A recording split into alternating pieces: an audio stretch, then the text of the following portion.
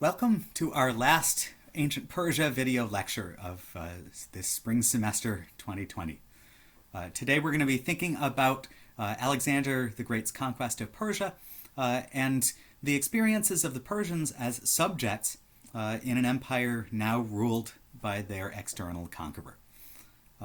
The sources on Alexander are rich in detail on the later years of his reign, and they provide interesting portrayals of the conqueror. The Alexander sources split at this point into a tradition that is fully dedicated to glorifying Alexander's accomplishments, and another tradition that focuses on the theme of power corrupting. Curtius and Diodorus, in particular, offer more critical views of Alexander as someone who is a genius in his military victories, but who slides into tyranny and depravity as a ruler with unfettered power. Both of them may be influenced by the context of the late Roman Republic and the early Roman Empire in their political viewpoint. Plutarch and Arrian are far more likely to view Alexander in rosy and positive terms, to see him as someone who ultimately is bringing the world's different peoples together and uniting Persians and Greeks and others in his new world state. However, even they recognize a number of problems in the king's behavior, including his violent arguments with members of his court in the later parts of his reign, and some of the choices that are made with regard to Persia and its inhabitants.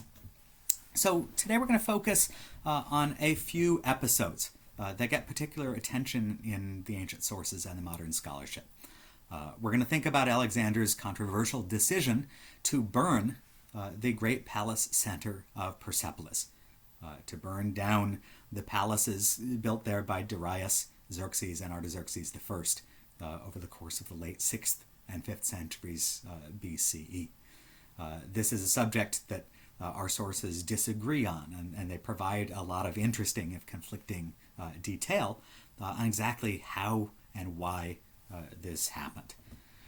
We're also going to think about the death of Darius III and Alexander's efforts to exploit this to raise his own political legitimacy in the empire he had conquered. What does this mean for his image as a ruler of Persian as well as Macedonian subjects? We're going to think about a number of violent decisions that Alexander made later in his campaigns, especially in 324 BCE, when he returned from his marches through India on the old Achaemenid eastern frontier. When he gets back from his Indian campaign, Alexander notoriously executes a large number of his own provincial administrators and generals. These include some Macedonians, as well as a number of Persian satraps who are still holding their positions at that point in his reign. So we can think about the circumstances for that. Is this a violent purge by a paranoid tyrant, as portrayed in some of the ancient sources and by a number of modern scholars such as Ernst Badian, who views Alexander as a latter-day Stalin?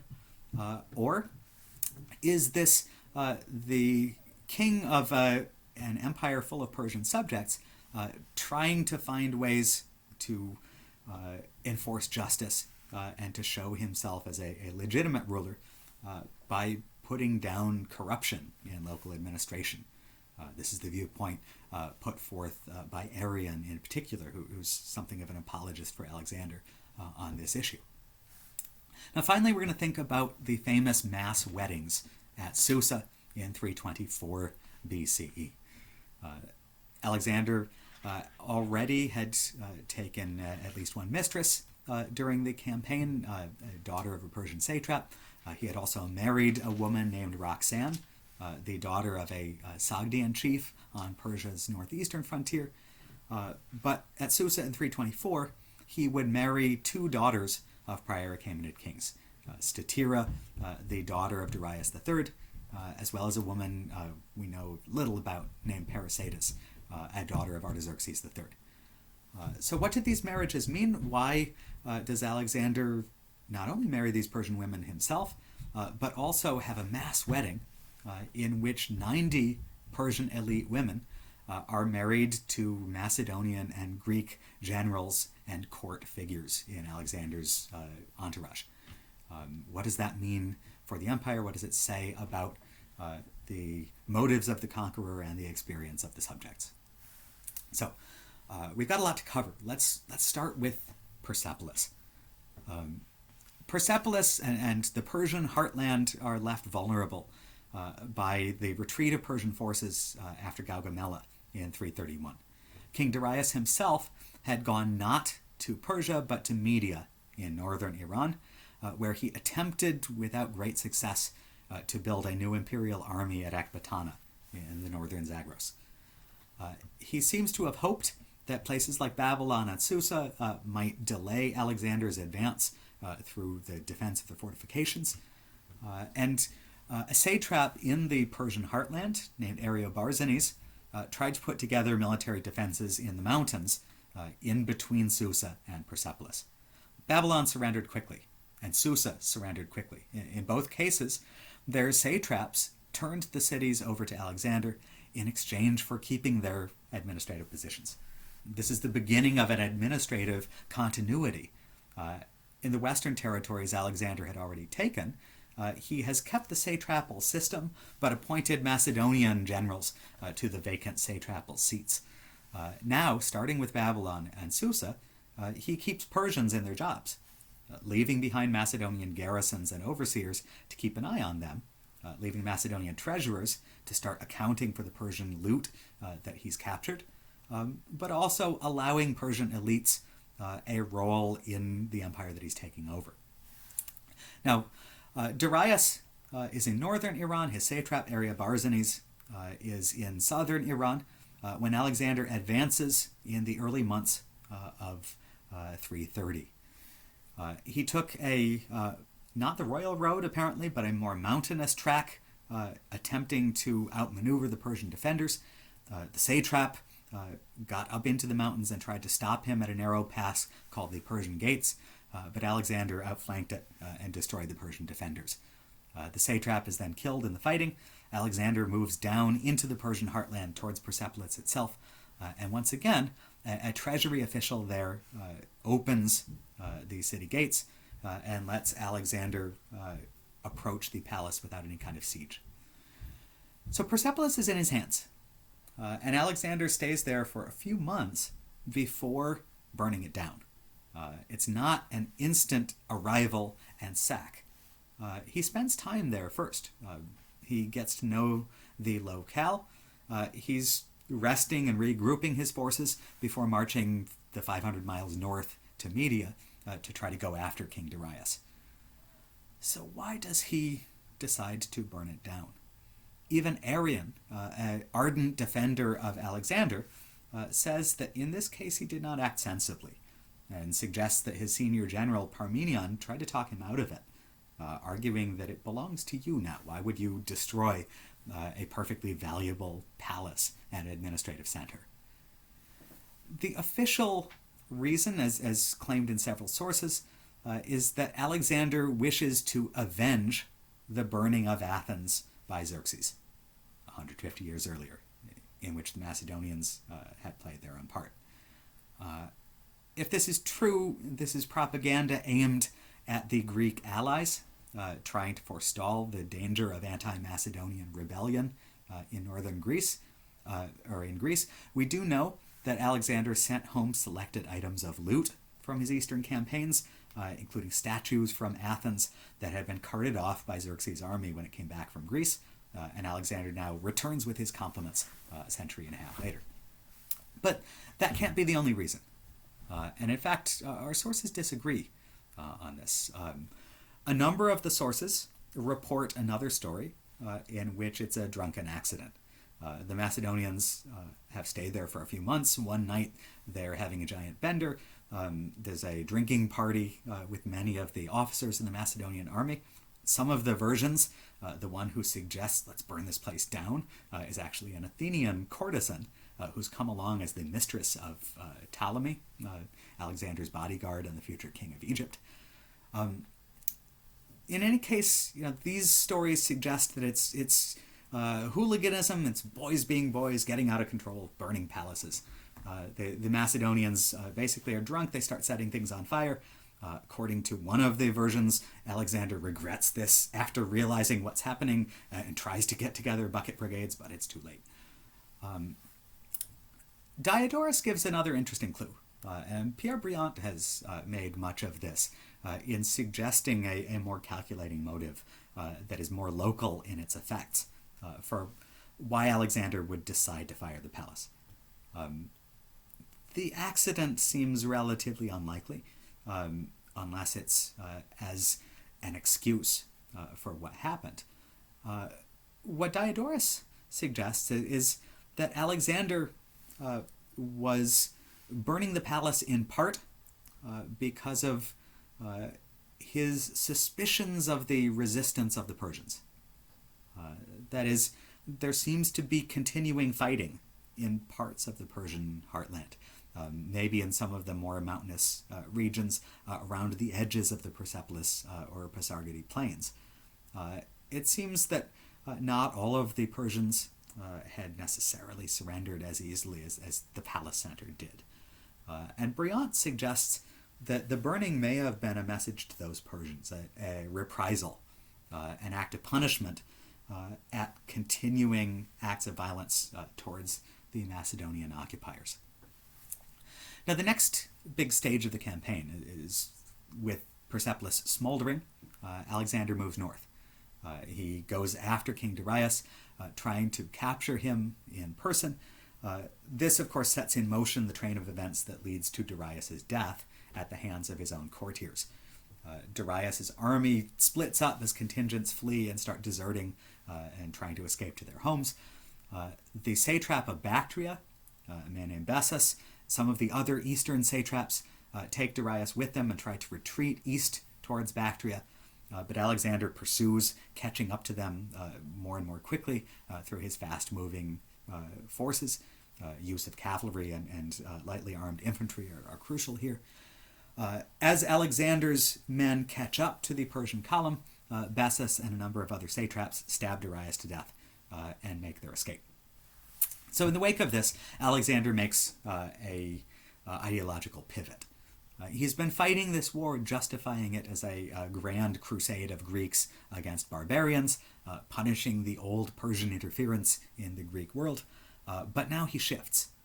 He suggests that that war is over and won, that Darius himself is a noble opponent who was treacherously killed, and that Alexander, as his successor, who possesses his family, will now avenge the death of this late lamented ruler. So Alexander allows Darius's burial. Darius is supposedly taken back to Persepolis for burial. Darius has a surviving brother who was inducted into the ranks of Alexander's personal companions, his court elite. The Persians are encouraged to view Alexander now as their king. Within a few months, though, Bessus, the assassin of King Darius, proclaims himself king under the name of Artaxerxes, Artaxerxes V, if we're still counting, on the Bactrian frontier.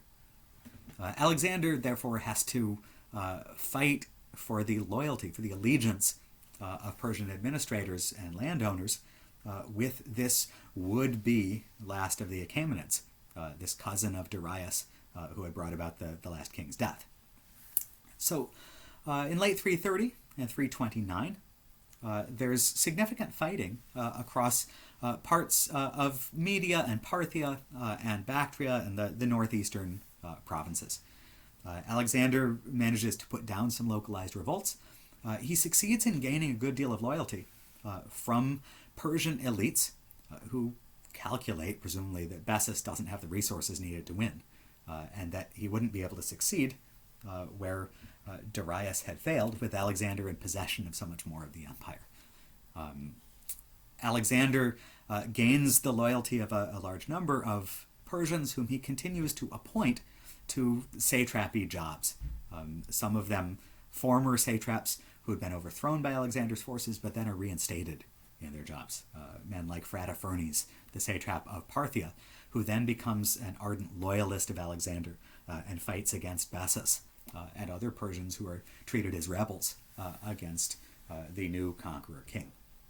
In 329, Alexander invades Bactria in the northeast. Bessus himself can't get together a large enough army to fight a battle, attempts to flee to the north, but is arrested and turned over to Alexander by some of his own followers who are trying to buy their own escape. When Alexander gets Bessus in hand, he not only executes him, but does so in a Persian fashion that has reminded scholars of the executions of Darius's opponents described in the Bisitun inscription back in the 6th century. Like the so-called liar kings of Bisitun, Bessus is subjected to symbolic tortures, and Alexander seems to have co-opted members of Darius's family and the Persian nobility to oversee and take part in these to make sure that they're given a stamp of legitimacy. Alexander here is acting like the Achaemenid Persian king, punishing Bessus like a liar and illegitimate rebel against true authority. So Bessus has his nose cut off and his ears cut off and his tongue cut out, is impaled and flayed and given the full treatment to the pain that Darius had once given to those who stood in his way. This is not the only way in which Alexander shows a continuity with the Achaemenid past. Again, local administration in its framework is largely kept in place, with Macedonians inserted into the system to work alongside Persian authorities. At the lower levels, we probably still have, at the village level, at the storehouse level, at royal road stations, you probably still have Persian individuals in much of the empire carrying on their jobs under this new Macedonian regime that's taking over. Alexander famously alienates some of his own courtiers through his temporary experiments with certain Persian court protocols and with elements of Persian court dress. It's been argued among modern scholars about the extent to which he's acting as a Persian king or a Macedonian king who's occasionally appropriating items of Persian court culture in order to advance his cause. It's clear that what Alexander does is always calculated, is strategic in its thinking, and that Alexander is trying to play a balancing game between keeping the allegiance of those Persian elites who are willing to work with him, but also maintaining the power of his army. Now, one thing we do see in his later campaigns is that Alexander increasingly is recruiting Persian soldiers to augment his own forces. As Macedonians are spread out in garrison units, as some of the Greek allies brought along for the campaign are demobilized and sent home to Greece, Alexander would rely increasingly on Persian recruits alongside Macedonian troops to defeat anti-Macedonian rebels in the eastern provinces and to help him in his invasion of India. Now, when Alexander returns from the invasion of India, he engages in this wave of replacements and executions of administrators and generals whom he has found wanting. These include a large number of Persian administrators, and this represents a trend that we can see evolving over Alexander's reign. In 329, at the time when Alexander defeats and captures Bessus, he has basically appointed Persians to all of the satrap positions in the eastern half of the empire. There are 12 Persians in 329 who were acting as satraps of large Achaemenid territories. Most of them had had the jobs before under Darius III. However, As a number of them get old and retire or die of natural causes, 5 out of the 12 leave their jobs within the next 4 years. And in every case, Alexander replaces them with Macedonians who are picked from his army and from his inner court circle. When he comes back from the Indian frontier back into Persia and then towards Susa and Babylon in 324, Alexander has 7 Persians left in satrap jobs. He executes 4 of them. That leaves 3 behind. He is clearly moving towards a greater Macedonian authority at the top levels in the eastern provinces, while still trying to work with the inevitable Persian administrators at the lower levels and at the town and storehouse level. Now, when he executes these individuals, we know of a number of cases where he kills Macedonian administrators on charges of corruption as well. Again, this is portrayed by some sources like Curtius as Alexander going off the deep end. But Arrian suggests that there are genuine abuses going on and that Alexander cracks down on them in order to try to maintain legitimacy or popularity among his new subjects. For example, in Media, a Macedonian garrison army has been left behind under a general named Cleander. When Alexander returns to Pasargadae in 324, Cleander and Macedonian troops from Media come down to reinforce his army.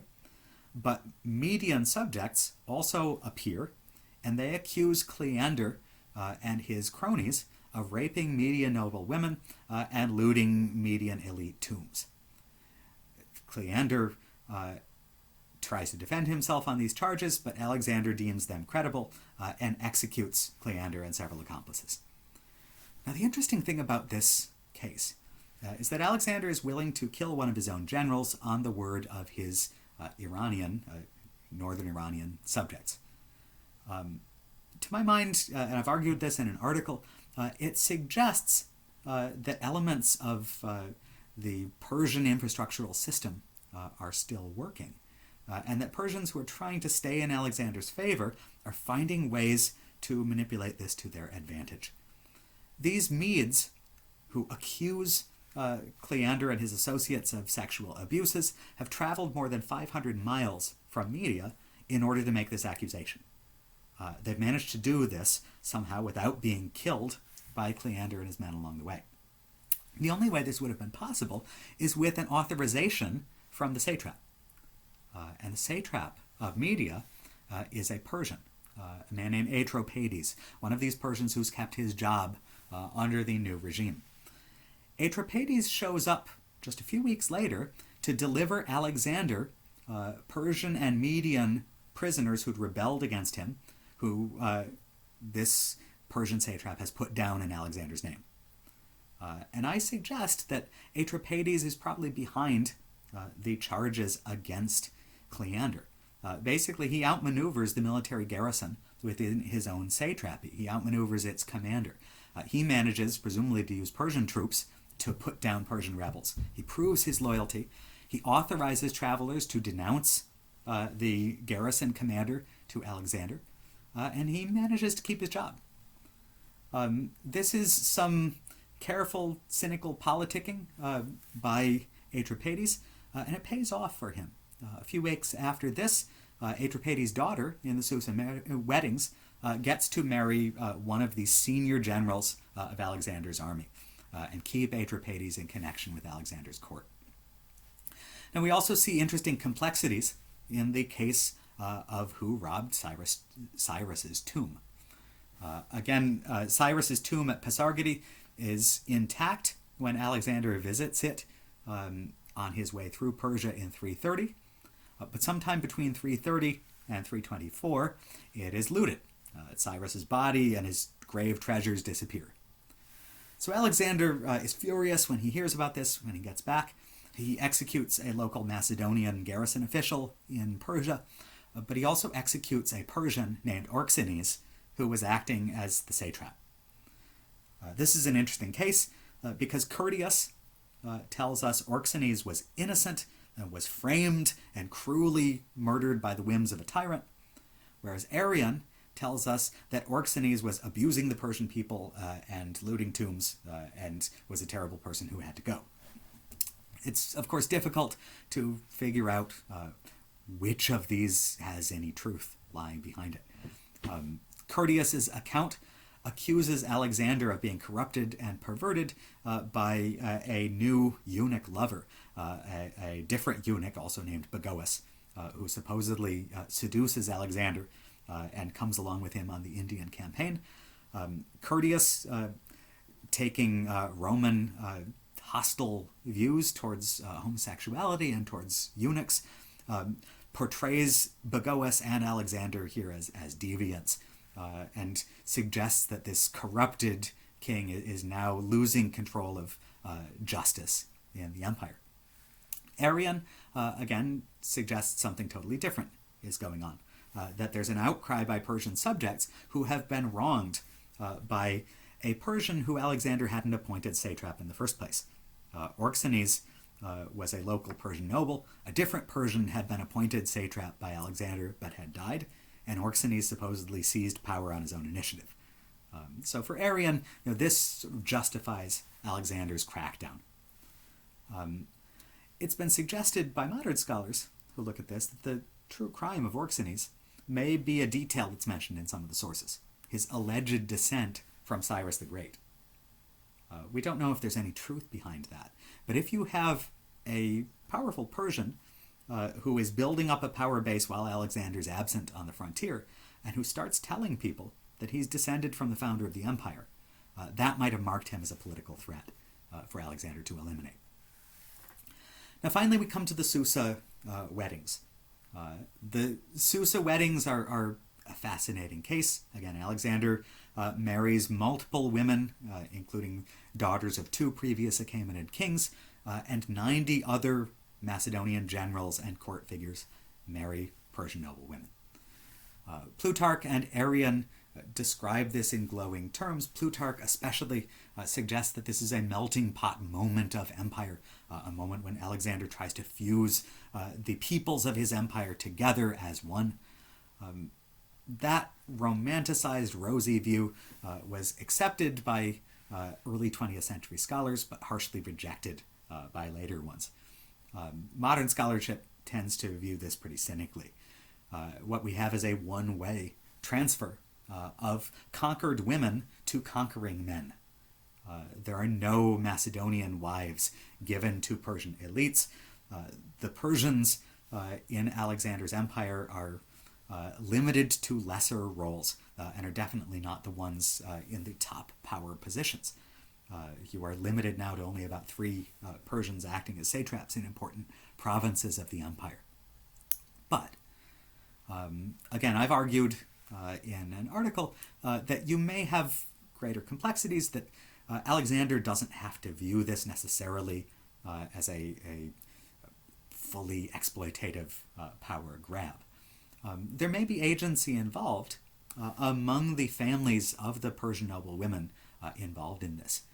In particular, we've got the case of Atropaides. The satrap of Media gives away his daughter to marry a Macedonian general, and Atropaides himself goes back to administer his province for the Macedonian rulers.